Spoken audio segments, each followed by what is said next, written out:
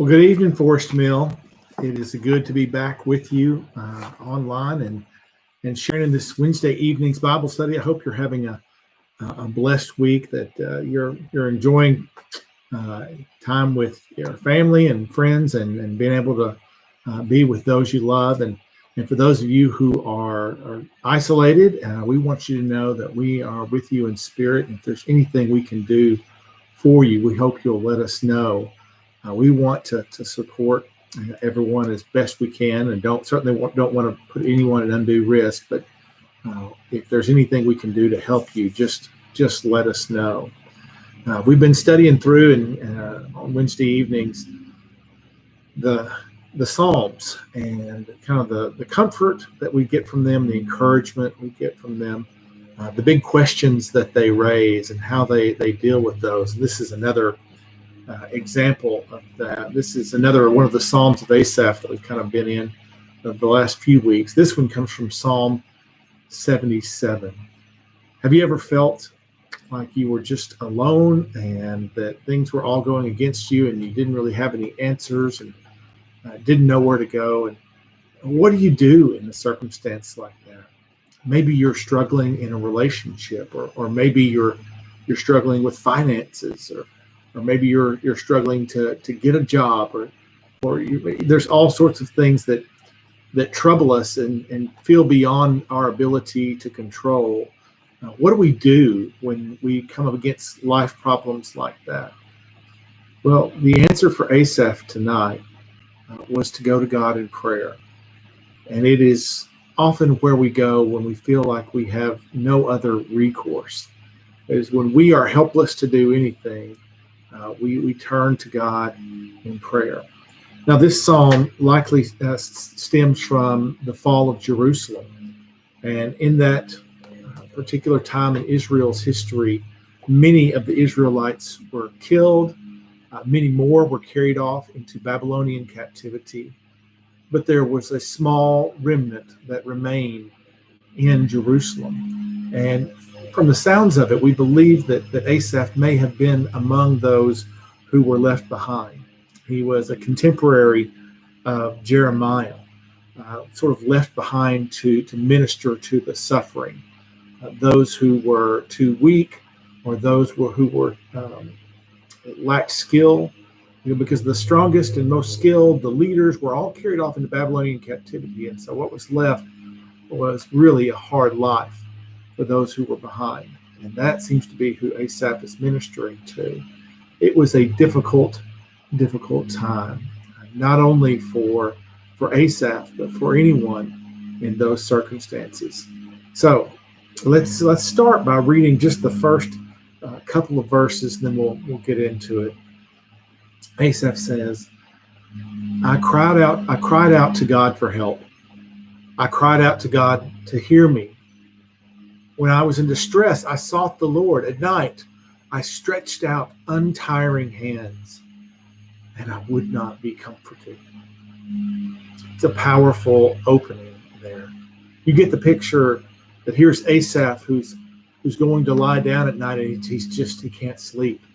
He's restless. He's so disturbed, so upset that he cannot sleep. So in his distress, he says, I stretched out untiring hands at night. Now, normally you think at night, especially when you're living a hard life, that's when you would just crash and try to recuperate as best you can. But Asaph was so troubled that his hands were untiring, and yet he would not be comforted. So as he was unable to sleep, he began to pray. And then he moved from praying to remembering days gone by. He says in verse 3, I remember you, God, and I groaned. I meditated, and my spirit grew faint. You kept my eyes from closing. I was too troubled to speak. I thought about the former days, the years of long ago. I remembered my songs in the night. My heart meditated, and my spirit asked, will the Lord reject forever? Will he never show his favor again? Has his unfailing love vanished forever? Has his promise failed for all time? Has God forgotten to be merciful? Has he in anger withheld his compassion? From remembering, Asaph transitions into questioning. Let's start with his memories. He's thinking about days gone by, back when all was right with the world, so to speak. The former days, the years of long ago. And he remembered his songs in the night. So likely he's thinking about times when he was leading the worship of the faithful in the temple, or perhaps just all alone. But nonetheless, he was able to lift up a song then. Perhaps then times were better. We think back to those former days before the troubles that we're now in the midst of. And we think, boy, how simple were things then? How great were things then? If you'd asked most of us in February if everything was all right, we'd have said, yeah, everything's all right, but we probably could have found a few things to complain about. And now here we are, all these months later, and we're looking back at those days in early March and February and thinking, boy, I wish I could go back to then. Back to when we could all gather to worship. Back to when nobody was wearing a face mask. Back to when we weren't concerned about the daily death tolls in our country. We wish we could go back to those simpler, easier times. And when we compare what we have now to the way it used to be, it raises big questions like the one Asaph raised. And notice the extremities, he says. Will the Lord reject us? And it doesn't say just reject us, but will the Lord reject forever? Will he never show his favor again? Has his unfailing love vanished forever?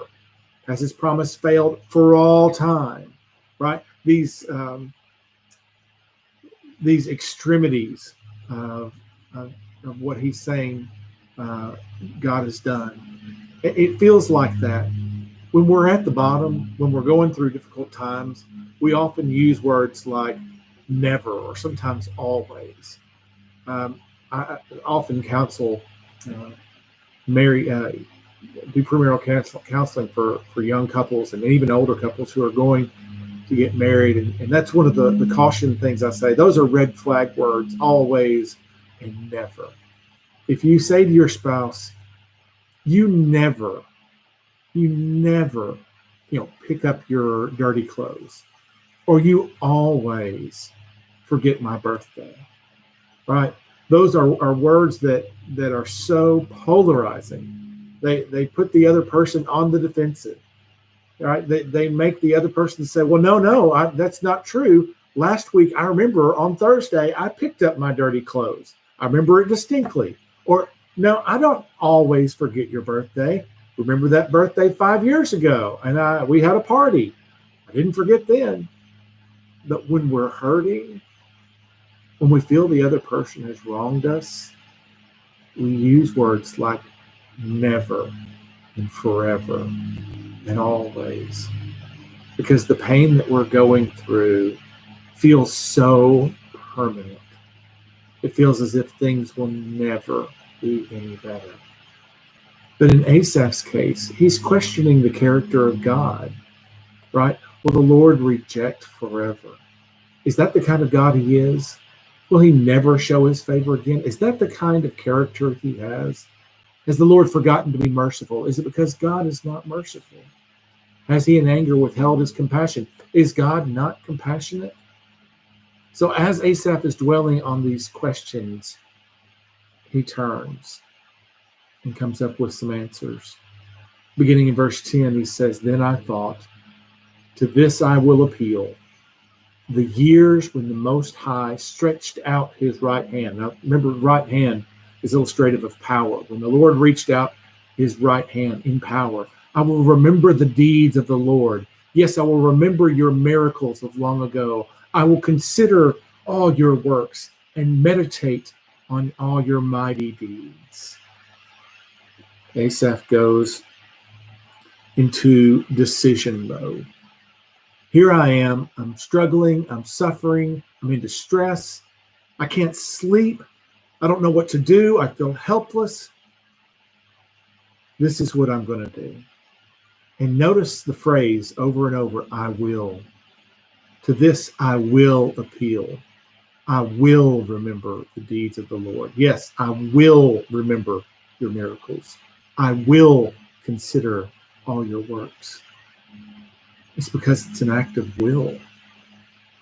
For Asaph to say, I know things are bad right now, but no matter how bad things are right now, this is what I'm going to do. I'm going to think on the real character of God. I'm answering those earlier questions when it feels like God has rejected us forever. But that's not the kind of God he is. This is the God who performs miracles. This is the God who displays his power among us.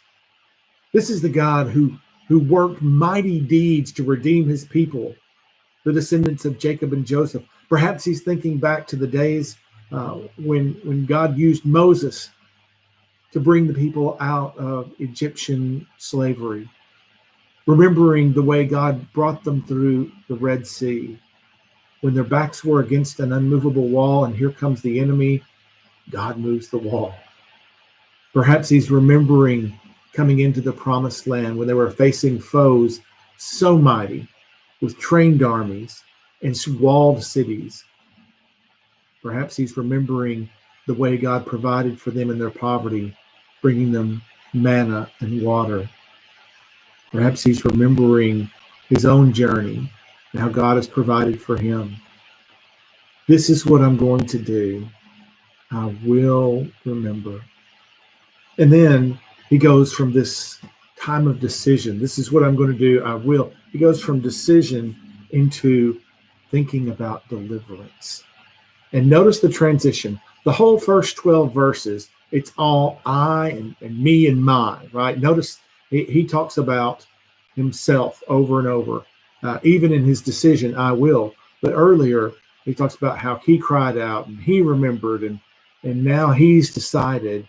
And he goes from that to talking about God. Verse 13 says, your ways, God, are holy. What God is as great as our God. You are the God who performs miracles. You display your power among the peoples.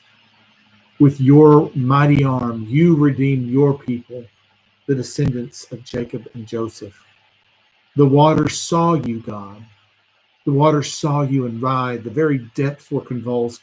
The clouds poured down water. The heavens resounded with thunder. Your arrows flashed back and forth. Your thunder was heard in the whirlwind. Your lightning lit up the world. The earth trembled and quaked.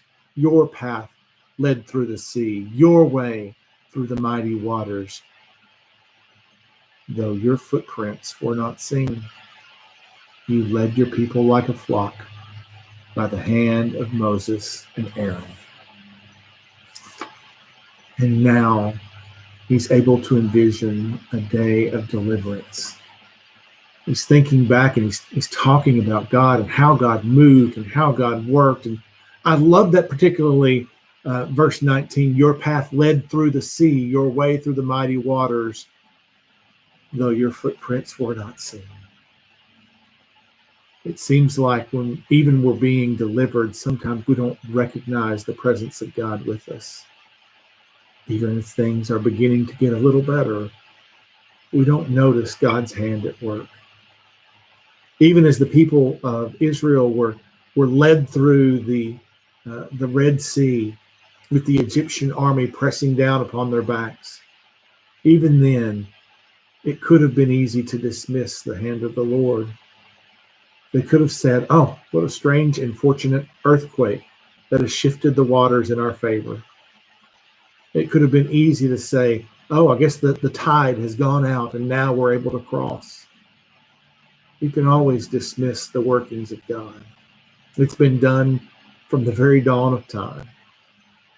And yet, he was there. He was the one who delivered. He's the one who led his people like a flock. And again, it could have looked like it was Moses, could have looked like Moses and Aaron, but God was the one who directed their steps.